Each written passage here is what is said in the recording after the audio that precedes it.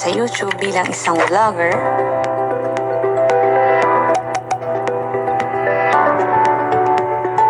Okay guys, kung gusto mong matutunan kung paano kumita sa YouTube bilang isang vlogger at gamitin ang YouTube Partner Program, narito ang aming isang maikling guide tips tungkol sa mga kailangan mong gawin.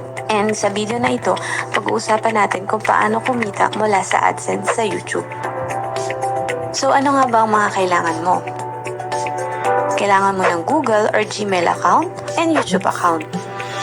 Sa YouTube Partner Program, may dalawa silang mahigpit na kailangan mong gawin para kumita ka ng pera.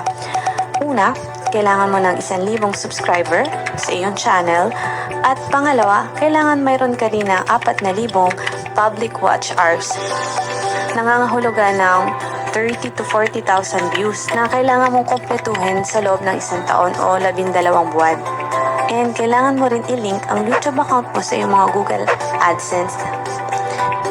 Medyo mahirap gawin yung 4,000 views and 1,000 subscribers. Pero malamang magagawa mo ito kapag gustong-gusto mo ang mga ginagawa mo. Promise.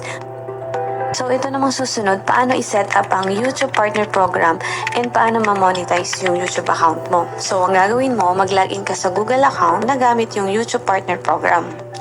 Pumunta ka sa YouTube, then YouTube Studio. Sa gilid nun may monetization.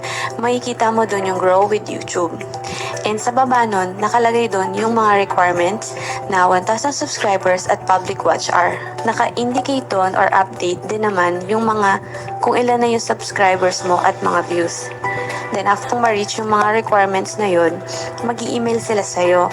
But, alalahanin mo na i-review din ni YouTube channel yung mga video mo. Para naman yung sa YouTube monetization policies. Kung sinunod mo ba o may nilabag ka ba dun sa mga policies nila. So, payo ko lang kabayan, maging responsable ka sa pag-upload ng mga videos para matanggap ka kaagad. So, the next step, kapag nag-email na sila ng ganito, congratulations, your YouTube channel, yung pangalan mo has been accepted. Parang ganito sa image. Ito ang pinaka-masaya at excited sa lahat yung ma-accept ka na sa monetization. And kung tinatanong mo, paano naman i-check ang earnings sa Google AdSense? So, pumunta ka lang sa Google AdSense account mo. And then, click mo yung home. May kita mo yung estimated earnings mo or yung balance na kinita mo dun sa video mo. And ito, an important note. Kailangan mong ma-reach muna yung $10, tapos may magme-mail sa inyo o may magpapadala ng sulat sa inyo, yon ay yung PIN para i-verify yung address nyo. It should take 2 to 4 weeks bago dumating. Kaya dapat klaro ang inilalagay mong mga info sa billing address, kabayan. Importante yon, sobra. For example, ang laki ng balance na kinita mo, tapos wala pa yung PIN, hindi mo pa na-verify, hindi mo rin makukuha yung pera kahit 1,000,000 pang laman nun. Once na dumating yun sa bahay mo, pwede mo lang kunin yung pera mo, minimum $100 threshold. At dahil nandito na rin tayo sa topic ng Google AdSense, ipapaliwanag na rin namin kung ano yung nalalaman namin tungkol sa Google AdSense. So guys, ganito yun. Sila yung nagpapasweldo sa mga vlogger or mga blogger or yung mga nakikita mong nagsishare or may mga website na may ads or commercial.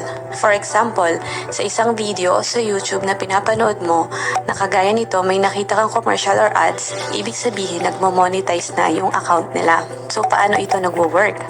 Okay, ang isang advertiser o isang company na may produkto, i-advertise nila ito kay Google AdSense. Itong si Google AdSense, i-advertise niya kay YouTube. So madaling salita, para magkapera ka, kailangan mo i-connect ang YouTube account mo sa Google AdSense para magkaroon ka ng commercial sa iyong video. So, ganun lang guys. Lagi naming pinapayo, lagi kang puno ng determinasyon, hard work, creativity, at tiwala sa sarili para magawa mong lahat ng yan. So, ayun guys, sana nakatulong sa inyo ang munti naming tip